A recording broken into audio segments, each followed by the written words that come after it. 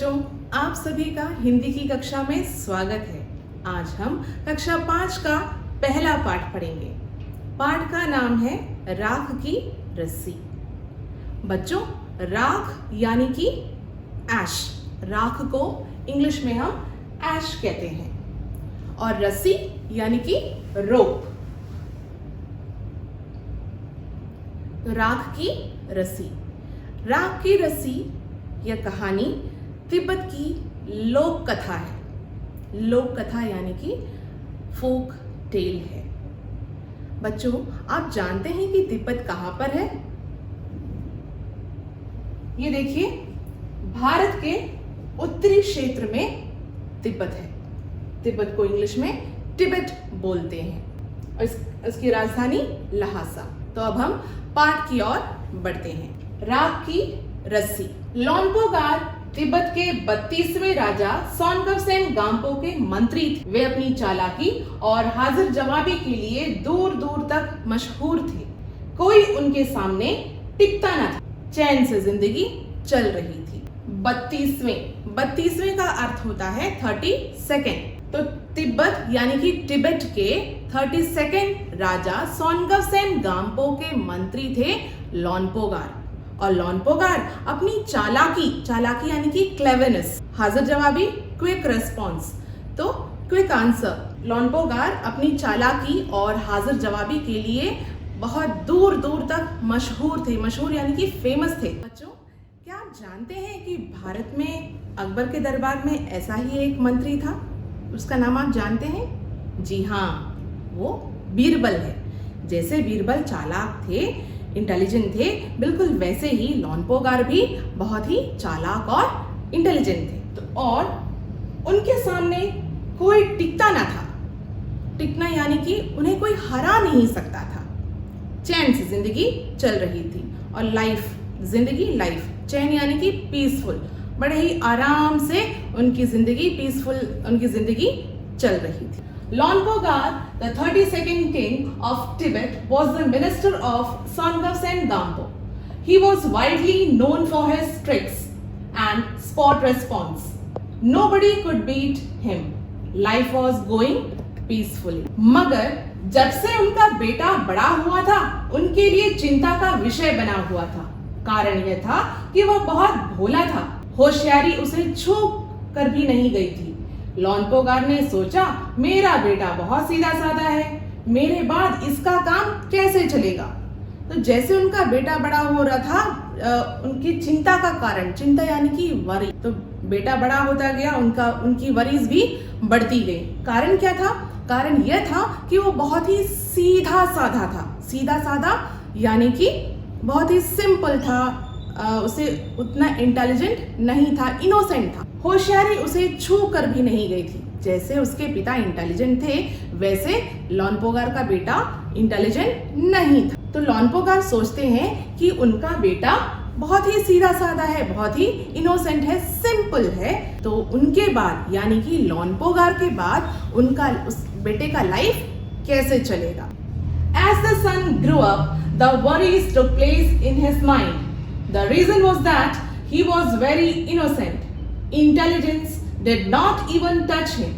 Lonpogar thought, my son is very simple. How he will live after me? एक दिन लोन्पोगार ने अपने बेटे को 100 भेड़ें देते हुए कहा, तुम इन्हें लेकर शहर जाओ, मगर इन्हें मारना या बेचना नहीं। तो एक दिन क्या हुआ? लोन्पोगार ने अपने बेटे को बुलाकर उसे 100 भेड़ें दी। 100 भेड़ें यानी कि 100 शीप। 100 भेड़ें शीप, 100 शीप दिया और कहा कि तुम इसे शहर ले जाओ। शहर, टाउन या सिटी, तो इसे तुम शहर ले जाओ और तुम इसे मारना या बेचना नहीं। मारना यानी कि किल, बेचना सेल, तो तुम इसे मार और बेच नहीं सकते हो। One day, Lonpogar gave his son 100 sheep and said, take them to town, but do not kill or sell them. इन्हें वापस लाना 100 जौ के बोरों के साथ, वरना मैं तुम्हें घर में घुसने नहीं दूंगा। इसके बाद उन्होंने बेटे को शहर की तरफ रवाना किया। और लॉन्पोगार ने और आगे बताया कि तुम इसे 100 जौ के बोरों के साथ 100 जौ, यहाँ पर बार्ली, जौ का अर्थ होता है बार्ली, बोरे सैक्स, तो 100 सैक्स ऑफ बार्ली के साथ भेड़ों को 100 भेड़ों को वापस लाना है। अगर तुमने ऐसा नहीं किया तो मैं तुम्हें घर में घुसने नहीं दूं। इसके बाद उन्होंने अपने बेटे को शहर की ओर रवाना यानी कि प्रोसीड करना, भेज दिया। Bring them back with 100 sacks of barley, otherwise I will not let you enter the house. Then he proceeded his son towards the city. लॉन्पोगार का बेटा शहर पहुंच गया, मगर इतने बोरे जौ खरीदने के लिए उसके पास रुपए ही कहाँ थे। वह इस समस्या पर सोचने विचारने के लिए सड़क किनारे बैठ गया। अब बच्चों देखिए, बेटा जो है लॉन्पोगार का बेटा शहर पहुंच जाता है, लेकिन उसके पास पैसे नहीं है। उसके पास 100 जौ के बोरे यानी कि 100 सैक्स ऑफ बार्ली खरीदने के लिए पैसे नहीं है। तो समस्या यानी कि प्रॉब्लम, तो वो इस प्रॉब्लम की सलूशन के लिए, सोचने के लिए सड़क के किनारे यानी कि रोड के साइड में जाकर बैठ जाता है। He reached the city, but he had not enough money to buy so many sacks of barley. He sat by the side of the road, worrying about it. मगर कोई हल उसकी समझ में नहीं आ रहा था, वह बहुत दुखी था। तभी एक लड़की उसके सामने आ खड़ी हुई। उस बहुत सोचने पर भी उसे कोई सलूशन नहीं मिल रहा था और वो दुखी होता गया। बच्चों, जब हमें कोई प्रॉब्लम आती है तो हम उसको, अगर हमें उसका सलूशन नहीं मिलता है तो हम भी सैड हो जाते हैं, है ना। तो बिल्कुल उसी तरीके से ये लड़का भी सैड हो गया। और तभी एक लड़की वहां पर आती है और उसने कहा, क्या बात है, तुम इतने दुखी क्यों हो। तो लड़की पूछती है, क्या बात है, तुम इतने दुखी क्यों हो, व्हाई आर सो सैड। लॉन्पोगार के बेटे ने अपना हाल कह सुनाया। तो उसकी जो भी प्रॉब्लम थी वो सारी प्रॉब्लम उसने उस लड़की से सुना दिया, कह दिया। तो लड़की ने जवाब दिया, इसमें इतना दुखी होने की कोई बात नहीं, तुम इतना क्यों दुखी होते हो, व्हाई आर सो सैड, इसमें इतनी बड़ी प्रॉब्लम नहीं है, इसमें दुखी मत हो। But he couldn't get any solution for his problem. He was very sad. At that time, a girl came to him. Why are you so sad? She asked. He told his problem to her. There is nothing to worry about it.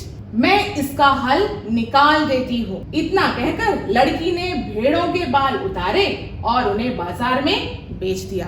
तो लड़की बड़ी ही confident थी, उसने कहा कि इसमें कोई बड़ी बात नहीं है, इसमें इतना दुखी होने की कोई बात नहीं है। उसने भेड़ों के बाल उतारे, बाल यानी कि उसके जो हेयर होते हैं, भेड़ यानी कि शीप के जो हेयर होते हैं उसे उसने कट किया और उसे बाजार यानी कि मार्केट में जाकर बेच दिया। जो रुपए मिले, जौ के 100 बोरे खरीद कर उसे घर वापस भेज दिया।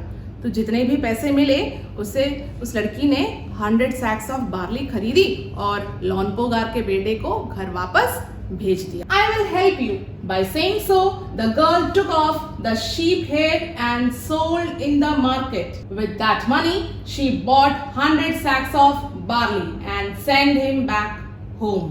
लॉन्पोगार के बेटे को लगा कि उसके पिता बहुत खुश होंगे, मगर उसकी आप बीती पर उन्होंने ध्यान नहीं दिया।